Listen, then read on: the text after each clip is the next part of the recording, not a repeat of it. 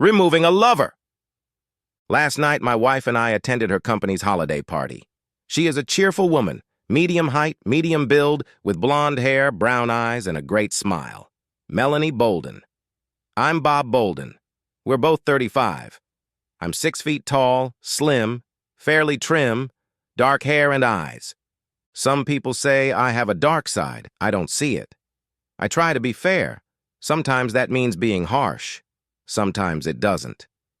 Mel works for a real estate agency, doing paperwork, bookkeeping, and general legal work. She is not a full-fledged lawyer, but has specialized training in the materials needed for her job. She has been working here for 6 years now, since our youngest went to school. We have a boy, Johnny, and a girl, Jenny. I work from home, mostly as a troubleshooter for a tech company.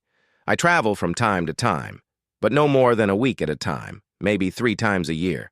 Since I'm home a lot, I have daily childcare responsibilities. Mel works pretty consistently 5 days a week, 8 to 5. Not much late-night work and no traveling. When I go to work, her parents fill in for me at home. Well, back to the holiday party. We've attended it every year since she went to work at J&J Homes. The firm employs 40 people, including staff and sales. Mel has an administrative assistant. Until recently, it was Jane Norworth, but she retired. A month ago, the firm hired a guy to replace Jane. I found out about it at a party, not before. When we got to the venue, a hotel conference room, Mel left me. I walked over to the open bar and grabbed a beer. I talked to a few people I'd met before at other events. One of them was Sally Bennett. Sally and Mel had started at the firm around the same time. Sally was pretty, but she was in her late 50s now. She came over to me and I gave her a brief hug. "How are you doing, Sally?" "Pretty good. All the kids are at school now. Harry and I are having a good time together." "Sounds great. Are you going to travel?" "Haven't decided at the moment. College is expensive, so what do you think of the new employee?" "Who is it?" "Oh," she paused, looking at Mel. "Mel's new assistant, William Newson. He's the one talking to Mel right now." I looked over. Mel was talking to a young man about my height. He had blonde hair and a stocky build. In my opinion, he was in her space.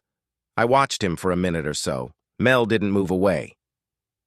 "Sally, I never knew about the new employee. I think you might have something to say about that, don't you?" "Bob, I do wonder. He's been filling in for Jane for a month now." Come on, Sally, I can see you have something to say. Say it, please." "They're pretty friendly. They go out to lunch maybe twice a week, but, Bob, they don't stay long. You know what I mean." "You mean she didn't have sex with him at lunchtime? I'm assuming that's what you're saying. Don't use euphemisms." "I'm sure they haven't done it yet. I'm not sure how long that will last, especially since you haven't even been told about him.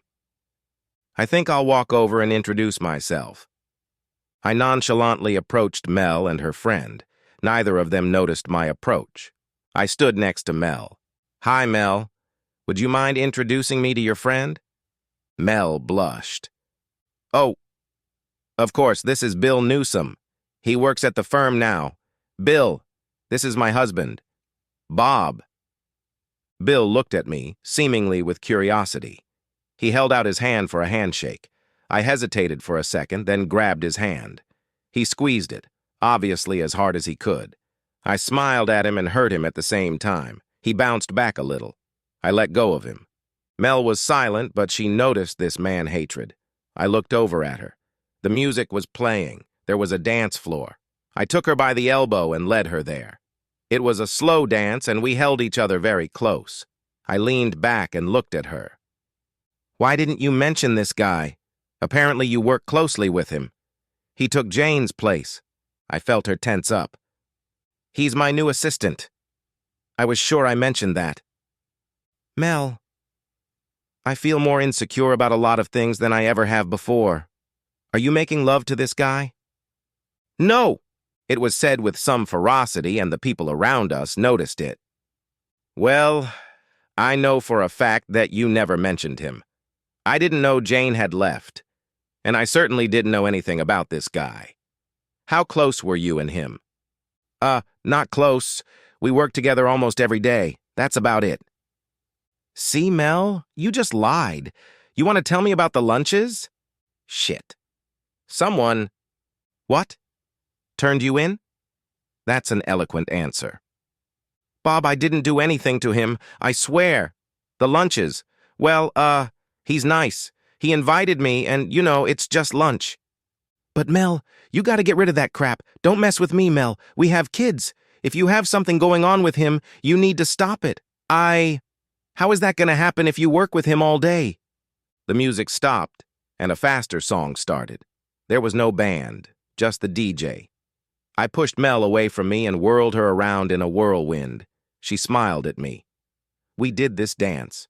We were both good dancers and we loved it. We stayed there for the rock number. We split up, danced with each other, split up, spun around each other. The dance we did was twisted and sexy. We found ourselves entwined in each other when the music stopped. I backed away from her and we walked over to the drink table and got some water. You're such a good dancer, Bobby. I won't ruin it. You're my man. No one else. She sort of whispered this as we left with our bottles of water. I'm glad to hear it.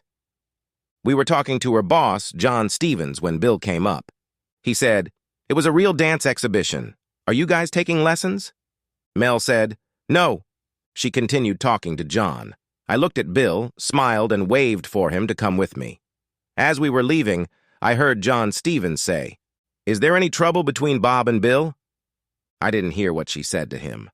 I walked Bill to the balcony exit, about 10 feet off the ground. The question of whether he would stay on the balcony was hanging in the air right now. He said, "Bob, I don't want any trouble here. Melanie and I are friends, and that's all there is to it." I hear what you're saying, but I don't believe it. I want to clear something up for you to avoid trouble later. I suspect that you and her are connected in some way that goes beyond what I would be comfortable with. In fact, I know that for a fact. You two should give it up. But I don't know how to do that if you work with her every day. Do you have any suggestions? I really like her. I think she likes me. As a friend. But just now she's been abrupt with me, almost rude. I know Mr. Stevens noticed. I need this job. So I'll keep this situation in mind. It can be uncomfortable, but I'll just be a coworker. Okay. If I have any reason to suspect otherwise, I will have to take certain actions. Please don't drag us into this situation. I won't. I went back to the big room. Mel was talking to Sally. It looked like they had had a little spat. I was able to approach Mel again without her noticing me. Sally, however, saw me, and she abruptly stopped talking. "Hello, ladies. Everything all right?" Sally said. "Sure. Just a little discussion. About Bill, though." Mel said, "Bob, I saw you and Bill go out on the balcony. Is he, still on the balcony?" "Uh-huh." We had a frank conversation. The DJ started playing again, and I took Mel dancing. We did 3 more, ending with a slow song that pressed us against each other. I was horny, and she was hot. It must have been noticeable because when it was over, we got a little applause. A little awkwardly. We left the party shortly afterward. The ride home went fine. Not much to say. When we walked through our door, she jumped on me, kissed me, and pushed me onto the couch. The kids were at her parents' house. I responded. After a few kisses, just like old times, I picked her up in my arms and carried her upstairs. We made love. It was one of those times when I treated her just like a sex toy. She was so turned on by it. I came soon after that, and so did she. Again. Just you, big boy. Just you for me. That's good to hear. I guess I had to work for it, though. She smiled at me. Maybe I should call out your jealous side more often. That seemed to amuse me well. After that night, I was less worried about Bill, but not really. 2 weeks passed, and I stopped by Mel's office on my lunch hour. Sally saw me walk through the door. She seemed worried. "Hey, Sally, is Mel here?" "Sure, I'll get her." "Don't worry, I'll surprise her." Now Sally was looking back at Mel's door. I walked down the hall, opened her office door. She and Bill were sitting on her couch next to each other, close, thigh to thigh. His arm was resting on the back of the couch, but not directly on Mel, but her hand was resting on his knee. I said in an even voice, "You two are uncomfortable." When they saw me, they looked far from comfortable. Mel said, "Hi, Bob. What are you doing here?" Her voice was shaking. "I wanted to see if you had a lunch date or maybe you wanted to eat with me." "Yeah, I'd like to go with you." I turned to Bill. "You and I are going to have a serious talk, Bill. After work today. I'll meet you out front." Bill didn't say anything. He looked scared. The three of us stared at each other. John Stevens walked through the door. "I guess this is Sally's doing." "Is there a problem here? Maybe the one from the party?" "Yes, I believe there is a problem." I spoke in a dark voice. Mel said, "There's no problem, Bob. There's nothing going on. You two certainly looked cozy until you saw me." I turned to John. "Did you notice how cozy they are, John?" He looked around at all of us. "Bill, your employment here is terminated. You were on probation. Now it's not." Mel stood up quickly. "No, John, that's not a solution to the problem. He's good at his job. There is nothing more between us." John said, "Mel, I'm not an old innocent. I see what I see. Ever since the party, I've been expecting something like this to happen, and the fact that Bob came tonight just moved the timing of this event up a bit. Something unhealthy is developing here, and I'm not going to allow it in this company. Maybe nothing bad has happened yet. But Mel, can you honestly say that nothing ever will?" "Mr. Stevens," said Bill, "I've done nothing to Mrs. Bolden but do our work. That's not fair." Stevens said, "Do you two, you and Melanie, really want to continue this discussion?" Mel said, "No." I said, "Why not? What happened?" Stevens told Bill to get out. Bill left. He turned to Mel. "Well, you or me?" Mel said, "Bob, Bill and I." The other day we hugged and kissed. Mr. Stevens walked in as we were parting. He didn't say anything then. "I'm so sorry. I don't know what came over me. But, Bobby, that's all that happened." I said, "Let's go to lunch. Maybe you could take the afternoon off." She did. We drove my car to a secluded place with Mexican food. No one from her office would be there. We placed our order. I asked Mel, "So, I'd like an honest explanation, because despite my warning and the fact that we have small children, you were heading for this guy's bed." "I really liked him. I was really attracted to him, and I don't know exactly why, but I was trying really hard to avoid these, awkward situations as much as I could." "Mel, you hugged and kissed, and today you two were making out on the couch before I walked in. Sally was so awkward when I showed up." She blushed. "Now he was gone. He was a temptation, the only one in our whole marriage.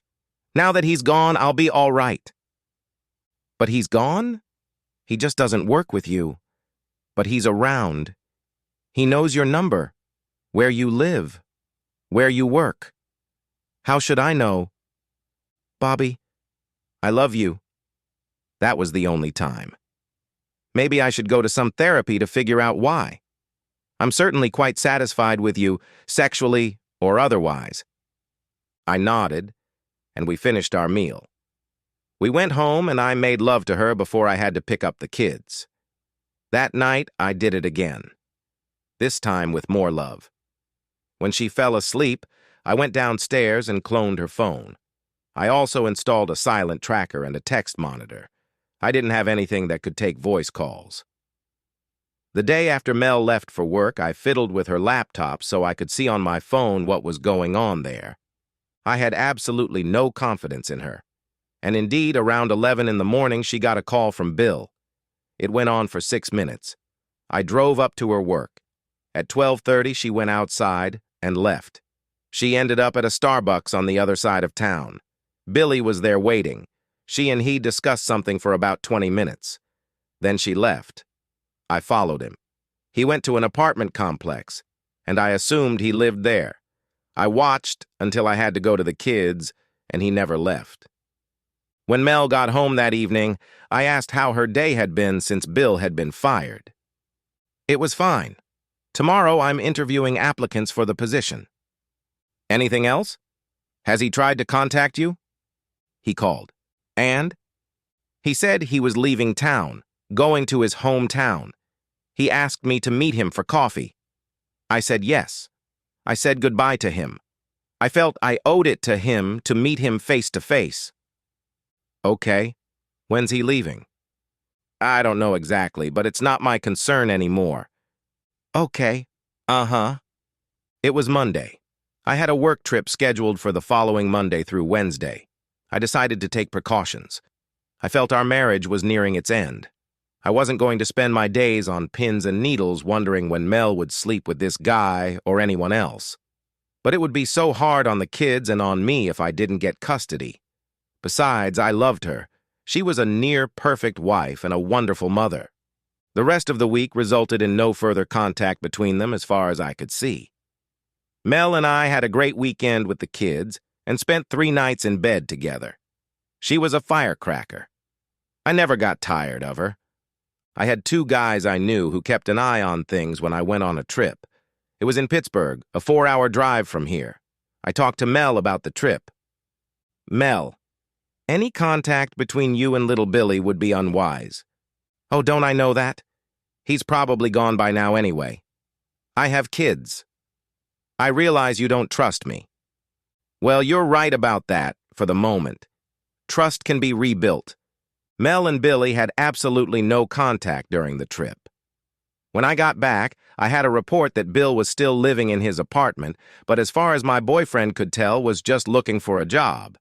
There were no phone calls between them either. There was one thing, though.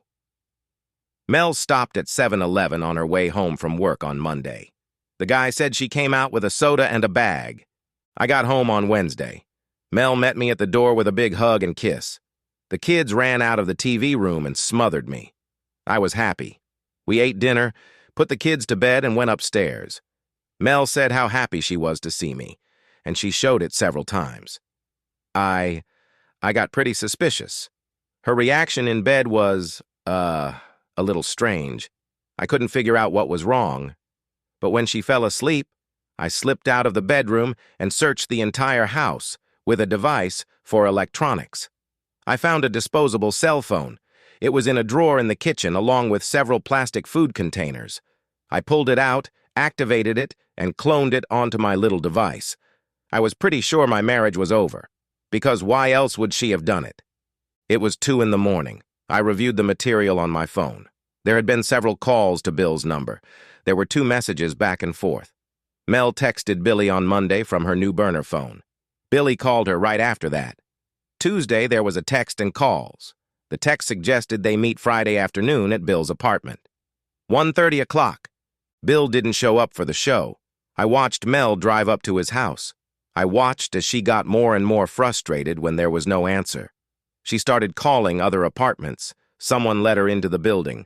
10 minutes later, she was back on the street. She looked around, drooped, walked back to her car, and drove away. I took no pleasure in the whole thing. It was just something that had to be done. No one should interfere in a marriage. Mel was desperate for quite a while after Billy left her. She wrote to him and called him. He never responded. His cell phone no longer worked. His landlord vacated his apartment after he didn't pay the next month's rent and never opened the door. It turned out that his parents, who lived on the West Coast, had reported him missing. But it was a low-priority case, and the police here never seemed to bother with it. I had a buddy at the police department. I found out that his parents did contact his employer, and they were informed that he had been fired shortly before he disappeared. His wallet, ID, and credit cards were never found. However, one card was used several times in Phoenix, Arizona. It was then disabled for possible fraud. The bills were never paid. Bill closed his current account and took the cash just days after he was laid off. The cash was never found. There was $11,000 in change, a round sum that couldn't be ignored. All in all, it was a dead end. The case was dead. Mel kept the disposable cell phone. She still has it, but she's stopped checking it all the time, like she did when he wouldn't let her in. That Friday night, when he didn't show up, I asked her if she wanted to go out to dinner with me and the kids. She said she wasn't feeling well. I made her some soup and took the kids out for pizza. She hadn't been feeling well all weekend. She stayed in bed. I slept with her but left her alone. She didn't sleep well. Mel went to work the next week. She checked the disposable phone every night, but nothing. She was frustrated. The following Friday after work and after the kids had gone to bed, I asked her what was wrong. She just looked at me. For an unpleasantly long time, I didn't look away. I wondered what she had to say. I guess I was a little upset about what had happened to Bill. I liked him. I hope he's all right. I'm sorry, Mel, but maybe it saved our family. You had some, I don't know, serious problems with him. Why?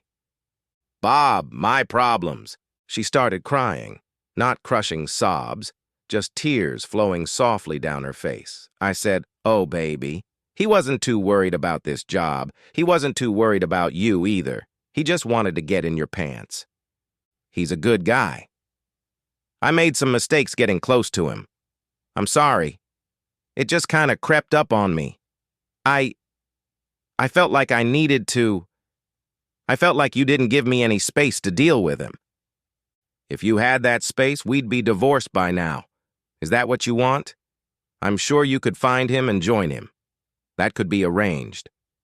Uh-oh. That was never what I wanted. I had some kind of connection with him, like a little magic in my life. It was never a threat to you. Well, not exactly. You were going to make love to him. That would have ended us. I wouldn't stand for it. It wasn't about making love. You give me great sex. I can't imagine better, but, he's just so sweet, charming. He is. Did he insist on having sex with you? I bet he did. He was. He was lonely. He did suggest that we could have a little fun and no one would find out. But after the dance, he backed out. Did he really back out? It was after the dance when I found you with him, and after the dance when you kissed him. He didn't back off, and you didn't either. How could you do that to your family? I didn't cheat. I didn't do it, did I? You would have. If he hadn't, fired. Where is he, Bob?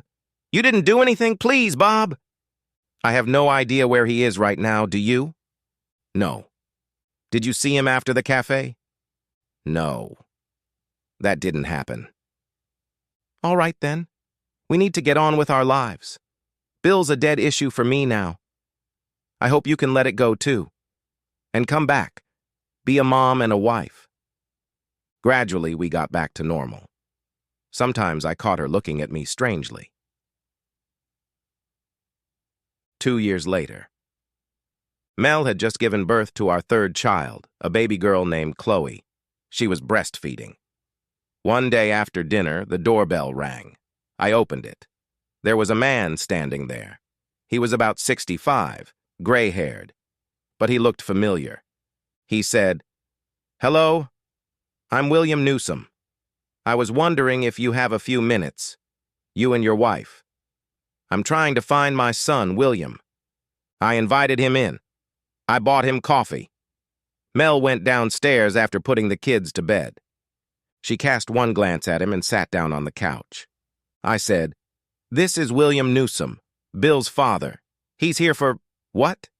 He said, "We're looking for him. We haven't heard from him in 2 years. This doesn't sound like him, and I'm hoping to get some answers." Mel asked, "Why did you come here? I haven't seen him since he left our company." "I was told he was fired because the boss thought you were getting too close to him. Is that true?" I did. "That's true. And I guess he left town." Mel added, I never saw him after that and never heard from him. William looked at her. Mel. We have his phone records. He made several calls and sent messages to one number right after he was fired. Is that your number? No. I haven't had any contact with him. Mel's answer was soft but definite. Well, I met him once at a coffee shop to say goodbye face to face. That's about it. William said, he was always getting into trouble with women. He went after married women. He'd been fired before because of it. And now, I just wish he could stop. We warned him. He looked at Mel. I'm sorry. She said, it wasn't you, it was him. You don't have to apologize. I'm the one who should apologize. No, he had a gift. He seduced his teacher his senior year of high school, made a big fuss right after his 18th birthday. She was married, she was fired and divorced. Mr. Newsom left. Mel seemed upset. She kept the burner phone in a nook of her dresser. I checked a few days later. The phone was gone. That was the last we heard from Mr. Newsom, or anyone else, about Bill. Mel was depressed again after his visit, for a while. But then she perked up, and our life returned to a semblance of normalcy. The baby was taking up a lot of her time. I was happy that she had this occupation. Before the baby was born, our family life seemed a little empty, and our sex life, while good, seemed to lack a loving touch. After the baby was born, it came back. One night, lying in bed, she turned to me. I think I had a strong addiction to Bill. I didn't see him for who he really was. I could have gone the way of that teacher. I know you would have resisted. I believe in you. It was a lie I felt compelled to tell. As I said in the beginning, some people believe I have a dark side. I disagree. I try to live a normal family life. That has always been my goal. Get married, have kids, raise them right. I do whatever is necessary to achieve that simple goal. The end.